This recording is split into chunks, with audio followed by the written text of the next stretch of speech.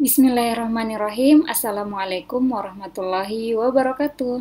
Pagi anak-anak, alhamdulillah kita bertemu lagi dalam pembelajaran daring. Sebelum belajar, yuk berdoa terlebih dahulu. Berdoa dimulai.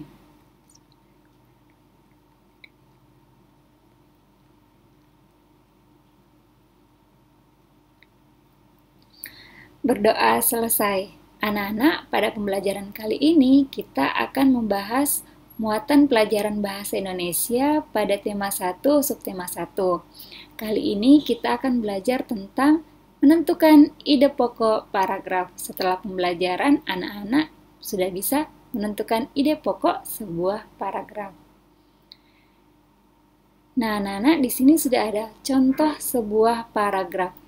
Paragraf terdiri dari satu kalimat utama dan beberapa kalimat pengembang. Kalimat utama adalah kalimat yang berisi pokok pikiran utama atau ide pokok utama dan menjadi dasar untuk mengembangkan suatu paragraf. Letak kalimat utama. Kalimat utama biasanya terletak di awal paragraf atau disebut dengan paragraf deduktif. Kalimat utama yang terletak di akhir paragraf disebut dengan paragraf induktif, atau kalimat utama biasanya terletak di awal dan di akhir paragraf atau dikenal dengan paragraf campuran. Jadi, letak kalimat utama berada di 3 tempat ya. Yang pertama, ketika kalimat utama berada di awal paragraf, maka disebut dengan paragraf deduktif. Ketika kalimat utama berada di akhir paragraf, maka disebut dengan paragraf induktif. Dan ketika kalimat utama berada di awal dan di akhir paragraf, disebut dengan paragraf campuran. Nah, ini adalah satu contoh paragraf ya. Gerak pada manusia dan hewan menggunakan organ gerak yang tersusun dalam sistem gerak. Organ gerak berguna untuk berjalan, berlari, melompat, meloncat, memegang, menggali, memanjat, berenang, dan sebagainya. Ini adalah sebuah paragraf.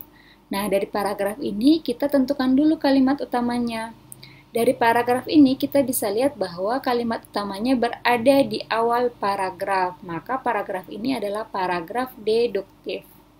Kalimat utamanya adalah gerak pada manusia dan hewan menggunakan organ gerak yang tersusun dalam sistem gerak. Setelah menentukan kalimat utama, kita bisa menentukan ide pokok paragraf. Ide pokok adalah gagasan yang menjadi dasar sebuah paragraf. Dari ide pokok kita bisa mengembangkan paragraf.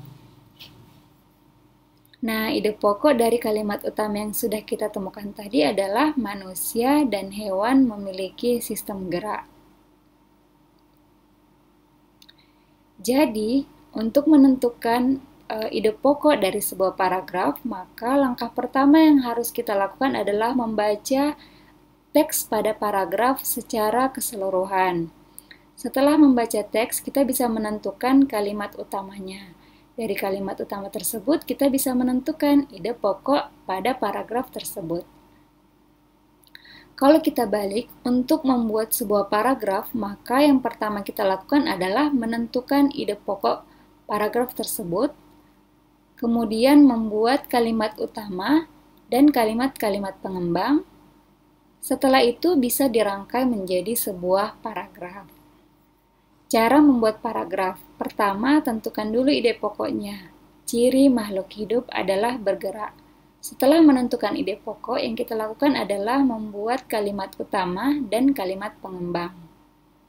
Setelah itu, kita bisa tentukan kalimat utamanya berada di awal paragraf atau berada di akhir paragraf, atau kalimat utamanya berada di awal dan akhir paragraf. Setelah itu, kita bisa merangkainya menjadi sebuah paragraf. Nah, ini adalah contoh paragraf yang sudah kita buat. Nah, anak-anak, sekian dulu materi kita pada hari ini. Semoga bermanfaat untuk anak-anak semuanya.